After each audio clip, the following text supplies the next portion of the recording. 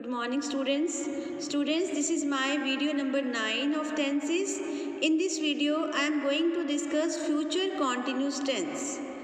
बेटा जब कोई एक्शन आने वाले समय में होगा और कंटिन्यूली चलेगा तब हम फ्यूचर कॉन्टिन्यूस टेंस का यूज़ करते हैं.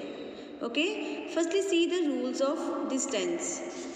In affirmative sentences we use subject plus shall be or will be plus first form ing plus object.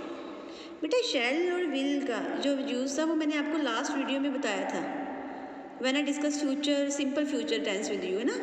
तो बेटा शैल और विल का क्या यूज़ करना है आपने कि जो फर्स्ट पर्सन के साथ हमारा आई और वी के साथ है शैल लाना है और सेकंड और third person you she he they it के साथ क्या आना है विल. ओके, बट जनरली हम ऐसे ही यूज़ करते हैं. बट अगर कंडीशन है कि जैसे प्रॉमिस है, थ्रेट है, कमांड है, डिटर्मिनेशन है तो shall can be used with second and third persons and will can be used with first person. Okay, see firstly subject I, then I के साथ क्या आना है shall, I shall, then be first form ING playing and object in the park. Okay, we के साथ भी shall आना है, we shall be playing in the park. You के साथ क्या था will, you will be playing in the park, he will be playing in the park, she will be playing in the park and they will be playing in the park. Okay, now बेटा negative sentences. अगर negative है तो subject shall और will plus not plus be, be से पहले not बेटा, then first from I N G plus object. I shall not be playing in the park, you will not be playing in the park, she will not be playing in the park. Okay, shall और be के बीच में बेटा note आना है. इंटेरोगेटिव्स में बेटा शैल और will का हमने पहले यूज़ करना है, then subject be first form ING plus object plus question mark. Shall I be playing in the park, will I be playing in the park. और बेटा अगर आपका नेगेटिव सेंटेंस नोट में गिवन है तो shall we not be playing in the park, जो not है बेटा वो सब्जेक्ट के बाद आना है. Okay, then question mark. Clear? Now बेटा see the uses of future continuous tense. First is to express an action that will be in progress at a specific time in the future. बेटा we know that कि what is continuous form, है ना. Continue tense कहाँ हम use करते हैं जब कोई काम शुरू होके कुछ समय तक कंटिन्यू रहता है तो हम continuous tense का यूज़ करते हैं ना. एंड बेटा we are talking here about future continuous tense. So future means भविष्य में आने वाला समय, कि फ्यूचर में कोई काम कंटिन्यू है मीन्स कि we are in between that work, हम उस काम के बीच में हैं. काम एक समय शुरू हुआ और एक समय चलेगा तब आप ऐसे टेंस का यूज़ करते हो बेटा फ्यूचर कॉन्टिन्यूस टेंस का, कि भविष्य में किसी समय पर फ्यूचर में किसी समय पर कोई काम हो रहा होगा, ठीक है, और कुछ समय तक कंटिन्यू रहेगा तो तब हम कौन सा टेंस यूज़ करते हैं फ्यूचर कॉन्टिन्यूस टेंस. देखो बेटा see this timeline, this is present past and future, है ना. कि मान लो कि फ्यूचर में आपने 3 PM आपने मूवी शुरू की देखनी और ये कंटिन्यू चली 6 PM पे ये ख़त्म हो गई. ओके, तो बेटा यहाँ पे बीच में 5 PM में उस समय आप टीवी देख रही होंगी ना 5 PM, तो फिर क्या आ जाएगा, आई will be watching TV at 5 PM tomorrow. अब बेटा ये काम फ्यूचर में शुरू हुआ और फ्यूचर में ही कंटिन्यू रहा है ये हमारा work. Okay, next example, we shall be travelling to Jammu tomorrow at this time. अब बेटा वी कैन सी हियर कि I am talking about tomorrow. अब यहाँ पे हम टुमोरो की बात कर रहे हैं. ओके, टुमोरो मीन्स कि कमिंग फ्यूचर, जो हमारा कमिंग फ्यूचर है, आने वाला फ्यूचर है. Okay, tomorrow we shall be travelling to Jammu. बेटा travelling is a continue form. Okay, next at 12 o'clock tomorrow we will be having lunch at school. Again tomorrow is showing future. Okay, and continue process is having, ये हमारी continue process है. Clear? तो बेटा future continuous tense हम कहाँ पे use करते हैं, to express an action that will be in progress, जो प्रोग्रेस है at a specific time in the future. और बेटा ये कुछ टाइम एक्सप्रेशन है जो इस टेंस में हम यूज़ करते हैं। ओके, जैसे next time, in the future, next month, at this time tomorrow, at this moment, next year, at 6 PM tomorrow, etcetera.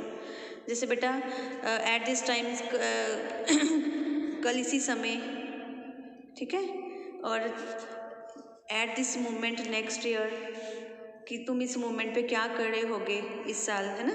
तो ये सारे ऐसे जो बेटा और भी बहुत सारे हैं जो हम टाइम एक्सप्रेशन यूज़ करते हैं इस टेंस में। Okay, next is to express an action that has been planned. बेटा this tense is also used to express an action in future that has been planned. Okay, I will be staying at new era hotel. This is planned beta. I have already planned and fixed where I am going to stay.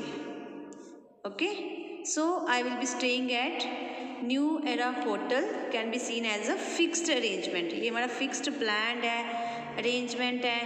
So we are using here future continuous tense. Okay, and we can also say these sentences like I am staying at New Era Hotel. I am going to stay at New Era Hotel. बेटे मैंने आपको last video में भी discuss किया था ना कि अगर प्लान है, अरेंजमेंट है, तो आप फ्यूचर प्रेजेंट कॉन्टिन्यूस टेंस भी यूज़ करते हो। मैंने आपको लास्ट वीडियो में बताया था, ठीक है। तो बेटा ये वो जो तीनों सेंटेंसेस हैं, all the 3 sentences are correct. ये तीनों सेंटेंसेस आपके ठीक है। Okay, I will be staying at new era hotel, I am staying at new era hotel, और I am going to stay at new era hotel. These 3 are correct. But बेटा we are discussing here future continuous tense, तो हम future continuous tense use कर रहे हैं। तो हम जो अभी हम पढ़ रहे हैं ना, तो इसलिए हमने यहाँ पे फ्यूचर कॉन्टिन्यूस टेंस का यूज़ करना है। I will be staying at new era hotel. Clear?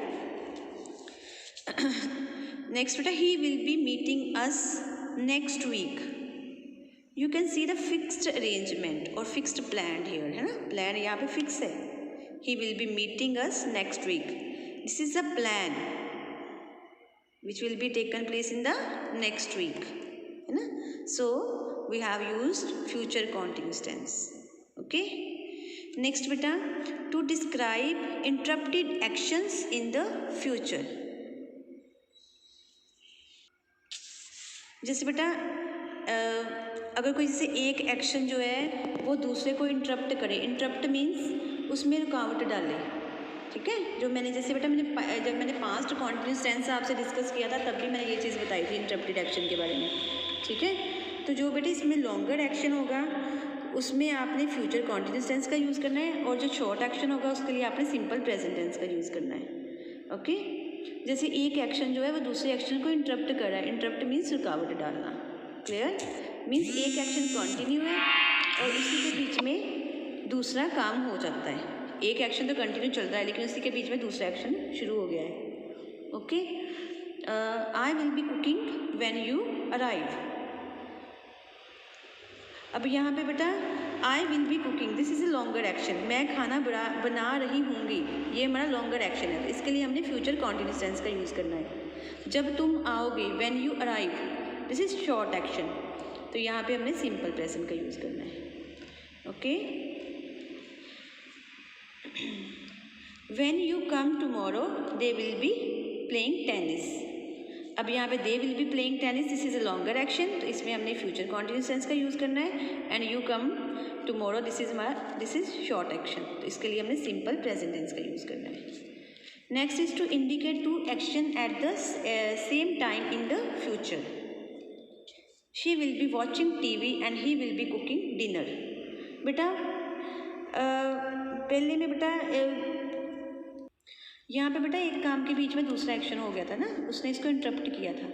लेकिन यहाँ पे दोनों जो एक्शन है वो दोनों कॉन्टिन्यू एक्शन है। She will be watching TV and he will B cooking dinner, तो दोनों कॉन्टिन्यू एक्शन अगर चल रहे हैं, दोनों एक्शन दोनों कॉन्टिन्यू एक्शन है, सेम टाइम पे हो रहे हैं, तो हमने दोनों में ही फ्यूचर कॉन्टिन्यूस टेंस का यूज़ करना है। ओके, क्लियर बेटा? Thank you.